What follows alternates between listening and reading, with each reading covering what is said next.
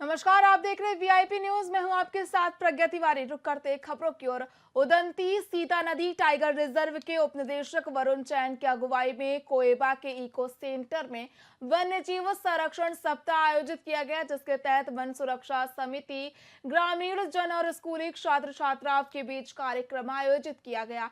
कार्यक्रम में मुख्य अतिथि के तौर पर पूर्व संसदीय सचिव गोवर्धन मांझी उपस्थित रहे, जिसमें वन्य जीवों की सुरक्षा को लेकर स्कूली बच्चों को प्रेरित किया गया।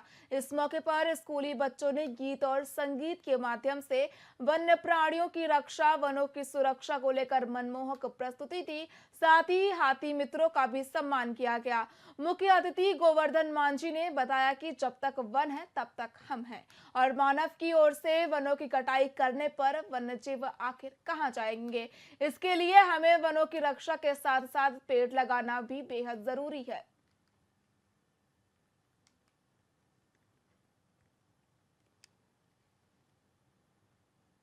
ये हर साल 2 से 8 अक्टूबर तक जो है वन्य प्राणी संरक्षण सप्ताह मनाया जाता है पूरे भारतवर्ष में। इसका प्राथमिक जो उद्देश्य है वो यही है कि सभी को जो है वन्य प्राणियों के संरक्षण और वनों के संरक्षण के प्रति जागरूक करना। इसमें हमने बच्चों को भी शामिल किया है। इसमें चित्रकला प्रतियोगिता और निबंध प्रतियोगिता, जो कि पर्यावरण और वन संरक्षण थीम पर बेस्ड था। तो ज़्यादा से ज़्यादा जो है बच्चों को अवेयरनेस इसमें हमने बढ़ाई गई है हमारे द्वारा, और ग्रामीण जनों को भी इसमें जो है हमने शामिल किया है कि कैसे जो है उनकी भी एक अहम भूमिका है। आदिवासी समुदाय और ग्रामीण समुदाय का, जो कि अभ्यारण्य में निवासरत हैं, वो भी जो है वनों में बचाने को अब जो है हमारे साथ प्रयासरत हैं। और हमें जो भी कुछ भी तस्करी का सूचना होता है वो मिलता है। अतिक्रमण भी स्वेच्छा से कई लोग जो है छोड़ रहे हैं, तो एक अनूठी पहल भी जो है की जा रही है। और इसी से ही जो है आने वाले वर्षों में हमें जो है मानव वन्य प्राणी द्वंद्व जो है वो कम होगा, और एक सह अस्तित्व जो है मानव और वन्य प्राणियों का सह अस्तित्व जो है वो पॉसिबल हो पाएगा। कार्यक्रमों से लोगों को ये सीख मिलेगी कि हमको वन की रक्षा करना बहुत ज़रूरी है, क्योंकि वृक्ष से ही हमें ऑक्सीजन प्राप्त होते हैं, जो हमारा जीवन उसी से चलता है। अनेक सारे चीज़ हमको वृक्ष से प्राप्त होते हैं, लकड़ी से लेकर फल फूल जड़ी बूटी जो भी है वो वृक्षों से भी हमें प्राप्त होते हैं। और जो हमारा शुद्ध वायु है, ऑक्सीजन, हमें वृक्ष से ही प्राप्त होते हैं। और जब तक कि हमारा वन नहीं रहेगा, जो वन्य जीव हैं इनका भी एक संतुलन बना के रखने की ज़रूरत है। वन रहेगा तभी हमारे वन जी रहेंगे। तो इसीलिए हमारे आने वाला पीढ़ी को, जो आने वाला हमारा भविष्य है इस देश का, उनको इस बारे में ज्ञानवर्धक बातें बताई गई है। चित्रकला के माध्यम से भी बच्चों ने अच्छा सा अपनी चित्रकला का प्रदर्शन किया। जो एक संतुलन होता है मानव और वन का, उसको उन्होंने प्रदर्शित करने का काम किया। दीपक बैज के हालिया बयान पर पलटवार करते हुए मीडिया प्रभारी अनुराग अग्रवाल ने कहा कि दीपक बैज जो आज छत्तीसगढ़ की जनता के हितैषी बनने का दिखावा कर रहे हैं, यदि वे कांग्रेस के शासनकाल में भूपेश बघेल को पत्र लिखते तो शायद आज उन्हें विपक्ष में बैठने की नौबत नहीं आती। उन्होंने ये भी आरोप लगाया कि आज उस समय दीपक बैज को राजनीतिक रोटियां सेकनी थी। उन्होंने तब धर्म और जाति के नाम पर समाज को बांटने की राजनीति की, जो आज भी कांग्रेस पार्टी के एजेंडे का हिस्सा बनी हुई है। इसके साथ ही उन्होंने कहा कि दीपक बैज और उनकी कांग्रेस पार्टी धर्म और जाति के आधार पर समाज को बांटने की कोशिश कर रही है, ताकि जनता को भ्रमित किया जा सके और उनके बीच फूट डाली जा सके। जी, छत्तीसगढ़ की जनता के हितैषी बनने का दिखावा करने के लिए जो आपने प्रधानमंत्री जी को पत्र लिखा है, अगर ऐसा ही पत्र कांग्रेस शासन काल में भूपेश बघेल जी को लिख देते तो शायद आज विपक्ष में बैठने की नौबत नहीं आती। लेकिन तब आप हिम्मत कर नहीं पाए थे, क्योंकि तब राजनीतिक रोटियां सेकनी थी। देश और प्रदेश को धर्म के नाम पर लड़ाकर, जाति के नाम पर लड़ाकर, उनके बीच फूट डालकर शासन करने की नीति कांग्रेस की रही है। और वही प्रयास अभी फिर दीपक बैज जी आप करने का और आपकी पूरी कांग्रेस करने का प्रयत्न कर रही है। दीपक बैज जी छत्तीसगढ़ की जनता के हितैषी बनने का दिखावा करने के लिए जो आपने प्रधानमंत्री जी को पत्र लिखा है, अगर ऐसा ही पत्र कांग्रेस शासन काल में भूपेश बघेल जी को लिख देते तो शायद आज विपक्ष में बैठने की नौबत नहीं आती। लेकिन तब आप हिम्मत कर नहीं पाए थे, क्योंकि तब राजनीतिक रोटियां सेकनी थी। देश और प्रदेश को धर्म के नाम पर लड़ाकर, जाति के नाम पर लड़ाकर, उनके बीच फूट डालकर शासन करने की नीति कांग्रेस की रही है। और वही प्रयास अभी फिर दीपक बैज जी आप करने का और आपकी पूरी कांग्रेस करने का प्रयत्न कर रही है। दीपक बैस जी, छत्तीसगढ़ की जनता के हितैषी बनने का दिखावा करने के लिए जो आपने प्रधानमंत्री जी को पत्र लिखा है, अगर ऐसा ही पत्र कांग्रेस शासन काल में भूपेश बघेल जी को लिख देते तो शायद आज विपक्ष में बैठने की नौबत नहीं आती। लेकिन तब आप हिम्मत कर नहीं पाए थे, क्योंकि तब राजनीतिक रोटियां सेकनी थी। देश और प्रदेश को धर्म के नाम पे लड़ाकर, जाति के नाम पे लड़ाकर, उनके बीच फूट डालकर शासन करने की नीति कांग्रेस की रही है, और वही प्रयास अभी फिर दीपक बैस जी आप करने का और आपकी पूरी कांग्रेस करने का प्रयत्न कर रही है। दीपक बैस जी,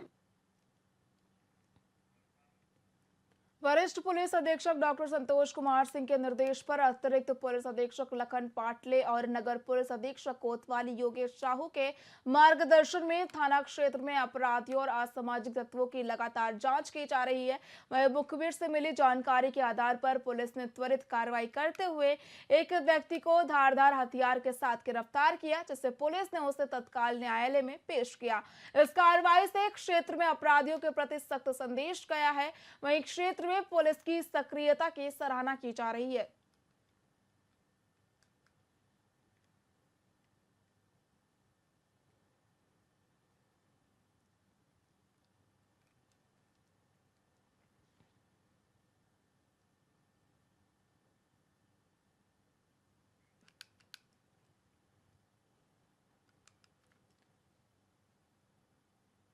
वन और जलवायु परिवर्तन मंत्री केदार कश्यप नया रायपुर स्थित ट्रिपल आईटी के सभागार में आयोजित वन्यजीव सप्ताह कार्यक्रम में शामिल हुए। वन विभाग की ओर से 2 से 8 अक्टूबर तक मनाए जा रहे सह अस्तित्व वन्यजीव संरक्षण सप्ताह थीम पर आधारित वन्यजीव सप्ताह के तहत राज्य के विभिन्न जिलों में जन जागरूकता को लेकर विविध गतिविधियों का आयोजन किया जा रहा है। वहीं राज्य स्तर पर आयोजित विविध गतिविधियों और प्रतियोगिताओं के विजेता प्रतिभागियों को पुरस्कृत और सम्मानित करने का कार्यक्रम वन विभाग की ओर से ट्रिपल आईटी रायपुर के सभागार में आयोजित हुआ। इस दौरान वन मंत्री केदार कश्यप ने विजयी प्रतिभागियों को प्रशस्ति पत्र और पुरस्कार प्रदान करने के साथ ही उन्हें बधाई और शुभकामनाएं दी। नुकसान हुआ सरकार की दृढ़ इच्छा शक्ति के कारण से संभव है। शक्ति तो पहले भी थी, लेकिन सरकार की इच्छा नहीं।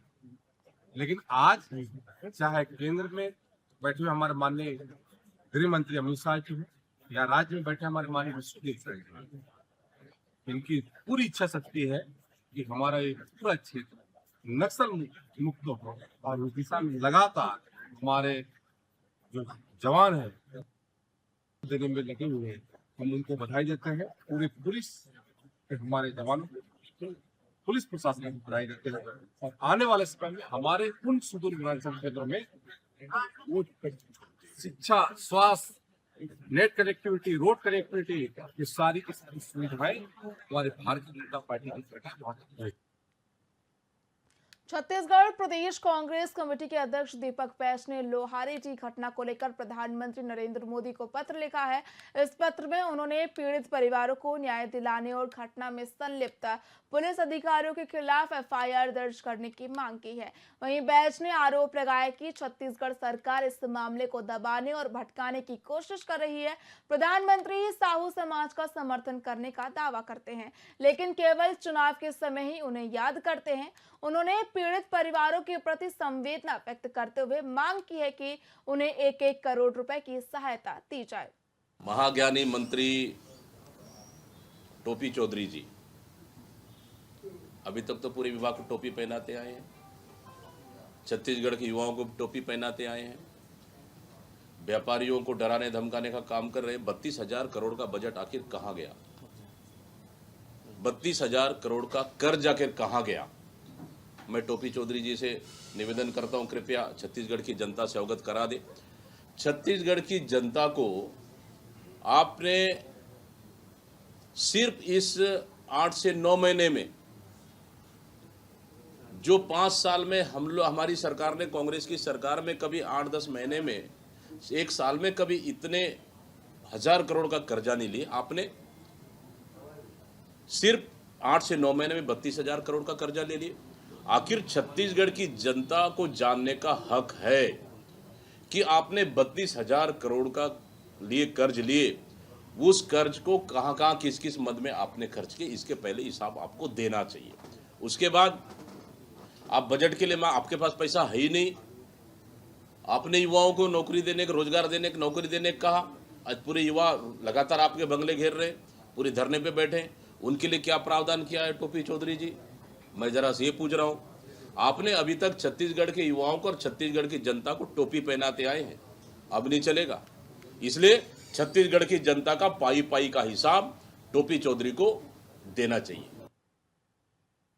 पूर्व मुख्यमंत्री भूपेश बघेल ने कांग्रेस प्रदेश मुख्यालय में प्रेस कॉन्फ्रेंस की। इस दौरान उन्होंने कवर्धा के लोहारीडीह मामले को लेकर सरकार पर निशाना साधा। उन्होंने कहा कि लोहारीडीह मामले में पहले ही उन्होंने 5 सवाल पूछे थे, लेकिन अब तक सरकार की तरफ से कोई ठोस जवाब नहीं आया। उन्होंने हत्या, मॉब लिंचिंग और अन्य धाराओं का जिक्र करते हुए कहा कि मामले में 167 लोगों से पहले मारपीट की गई थी और बाद में उन्हें थाने ले जाया गया। उन्होंने आरोप लगाया कि मामले की जांच ठीक से नहीं की गई और सरकार ने घटना की गंभीरता को नजरअंदाज किया। इस मुद्दे पर फिर से विवेचना करने की मांग करते हुए उन्होंने सरकार से मामले की एक बार फिर से जांच कराने की मांग की है। तो सवाल ये उठता है कि यदि ये विवेचना सही नहीं है, जिस प्रकार से मैंने उदाहरण बताए, सरकार फिर से विवेचना करेगी कि नहीं करेगी, या सरकार 167 लोगों को फांसी देना चाहती है, दिलाना चाहती है, ऐसा कोर्ट उतरना है। 167 लोगों को फांसी की सजा दिलाना चाहती है। विष्णुदेव साय के संवेदनशील सुशासन में क्या किसी को न्याय मिलेगा कि नहीं मिलेगा? तो सीधा सबको फांसी में टांग दिया जाएगा। ये बड़ा सवाल है, क्योंकि ये सैकड़ों परिवार से जुड़ा हुआ है। ये 167 लोग ही नहीं है, उससे जुड़े कितने परिवार हैं, कितने रिश्तेदारी हैं, हजारों की तादाद की उनकी रिश्तेदारियां हैं। जगदलपुर जिले में मादक पदार्थों की तस्करी के खिलाफ लगातार कार्रवाई जारी है। इसी कड़ी में पुलिस ने एक ट्रक से भारी मात्रा में अवैध मादक पदार्थ बरामद किया, जिसकी कीमत लगभग लाखों रुपए है। दरअसल अवैध मादक पदार्थ उड़ीसा से धनपुंजी के रास्ते महाराष्ट्र की ओर ले जाया जा रहा था। बता दें कि तस्करों ने दीप जलाने वाले तेल की बोतलों के कार्टूनों का सहारा लेकर अवैध परिवहन किया। साथ ही थाना नगरनार क्षेत्र में की गई इस कार्रवाई में 2 आरोपियों को गिरफ्तार किया। इस दौरान पुलिस ने तस्करों के नए तरीकों का सामना करने के लिए सतर्क है।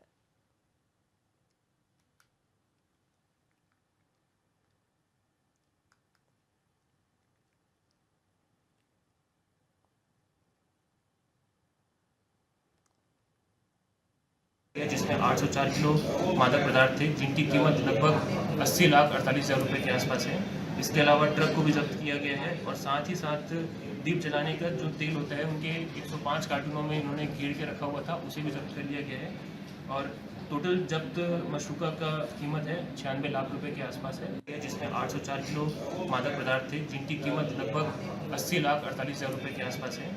इसके अलावा ट्रक को भी जब्त किया गया है और साथ ही साथ दीप जलाने का जो तेल होता है उनके 105 कार्टूनों में इन्होंने घेर के रखा हुआ था, उसे भी जब्त कर लिया गया है।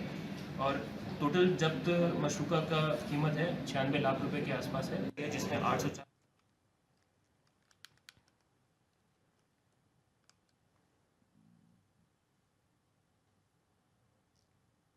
गरियाबंद स्वास्थ्य विभाग ने फ्लोरोसिस प्रभावित बच्चों की देखभाल शुरू करती है। बता दें कि नांगलतेही में आयोजित शिविर में 100 से अधिक बच्चों को ओरल किट का वितरण किया गया। इस दौरान ग्रामीणों को खान पान में सुधार और फ्लोरोसिस से बचने के उपाय भी बताए गए।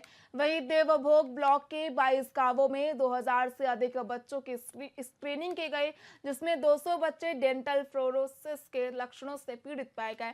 साथ ही स्वास्थ्य मंत्री श्याम बिहारी जायसवाल ने विशेष ध्यान देने के निर्देश दिए और 2 डॉक्टरों को विशेष ट्रेनिंग के लिए दिल्ली भेजा गया। कुछ नहीं, हमारे को पहले से हमें पता था कि 99 फ्लोराइड बच्चे हैं जिनको फ्लोरोसिस है, हमारे पास डाटा था, तो हम उनका हेल्थ चेकअप करने और उनको जो हम ब्रश करते हैं उसमें फ्लोराइड होता है, तो हम कैसे फ्लोराइड इनटेक बॉडी में अवॉइड करें और अच्छा खाना खाएं वो बताने के लिए आए थे, ताकि उनके बाटा नागलडीही और धूपकोट के तीनों गांव के स्कूल के बच्चे को बुलाया गया था और इसमें करीबन 100 से ऊपर बच्चों को किट बांटा गया और बाकी जो बच्चों में जिसकी कमी थी उनके लिए उपचार किया गया। यहाँ बच्चों को फ्लोरोसिस ना हो उसके लिए 3 गांव के बच्चों को किट्स बांटे गए हैं, जिसमें नागलदेही है, धूपकोट है और पास में एक और गांव है सुखरी भाटा, उसके भी हैं। किट के अंदर मल्टीविटामिन, कैल्शियम, ऐसा टूथपेस्ट जिसमें फ्लोरीन की मात्रा नील है ताकि और ना हो।